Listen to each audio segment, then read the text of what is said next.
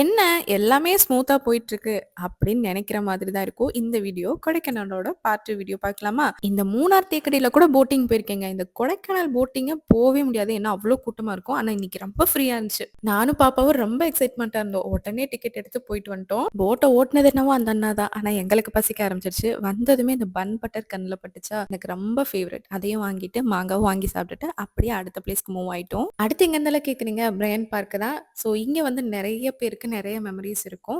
எனக்கு childhood மெமரீஸ்ல Kodaikanal Brian பார்க்னா lunch கொண்டு போய் சாப்பிடுற இடம். ஏன்னா வீட்ல இருந்தே சாப்பாடு கட்டி கொண்டு போய் ஃபேமிலியோட உட்காந்து சாப்பிடுவோம். அவ்ளோ ஜாலியா இருக்கும். ஸோ அந்த டேஸ்லாம் மறுபடியும் வராதா? அப்படிங்கிற மாதிரி இருக்கு. நாங்க போனப்ப சீசன் டைம் இல்ல அப்படிங்கிறதுனால செடியில எந்த ஃப்ளவர்ஸுமே இல்ல. அதே மாதிரி கூட்டமும் அதிகமா இல்ல. அதனாலேயே கொஞ்சம் ரிலாக்ஸ் பண்றதுக்கு டைம் கிடைச்ச மாதிரி இருந்துச்சு. கொடைக்கானல்லயும் வெயில் அடிக்குங்க. அந்த மாதிரி தான் அங்க இருந்துச்சு. ஸோ கொஞ்ச நேரம் ஃபோட்டோஸ், வீடியோஸ் எடுத்துட்டு அடுத்த பிளேஸ்க்கு மூவ் ஆயிட்டோம். நெக்ஸ்ட் வந்து கோக்கர் ஒர்க்ஸ் தான் போயிருந்தோம். ஸோ அங்க போனோனே லைட்டா பசிச்சு. ஏன்னா லஞ்ச் டைம்ங்கிறதுனால. ஸோ ஃப்ரூட் பவுல் வாங்கி சாப்பிட்டேன். சரி ஹெல்த்தியா சாப்பிட்டுருக்கோம் அப்படின்னு சாட்டிஸ்ஃபை ஆகுறதுக்குள்ளேயும் இந்த சைடு என் கூட பிறந்த ஜீவன்கள் பானிபூரி வாங்கி வச்சுட்டு நிக்கிறாய்ங்க. நம்மள எங்க உருப்பட விட போறாய்ங்க? அதையும் சாப்பிட்டுட்டு அப்படியே அந்த வியூ பாயிண்ட்ட ரசிச்சுட்டு இருந்தோம். நம்ம ஊர் தெரியுதா பாரு, நம்ம வீடு தெரியுதா பாரு அப்படின்ட்டு. அப்படியே அங்க இருந்து அடுத்த பிளேஸ்க்கு மூவ் ஆகுற வழியில இந்த ஃபால்ஸ பார்த்தோங்க. ரொம்ப அழகா சீனிக்கா இருந்துச்சு. ஆனா இந்த ஃபால்ஸ் நேம் எனக்கு மறந்துடுச்சு. தெரிஞ்சா கமெண்ட் பண்ணுங்க. இதுவரைக்கும் நல்லா ஸ்மூத்தா தான் போச்சு. இதுக்கப்புறம் தாங்க சம்பவமே ஸ்டார்ட் ஆச்சு. அது என்னங்கிறத நெக்ஸ்ட் வீடியோல சொல்றேன்.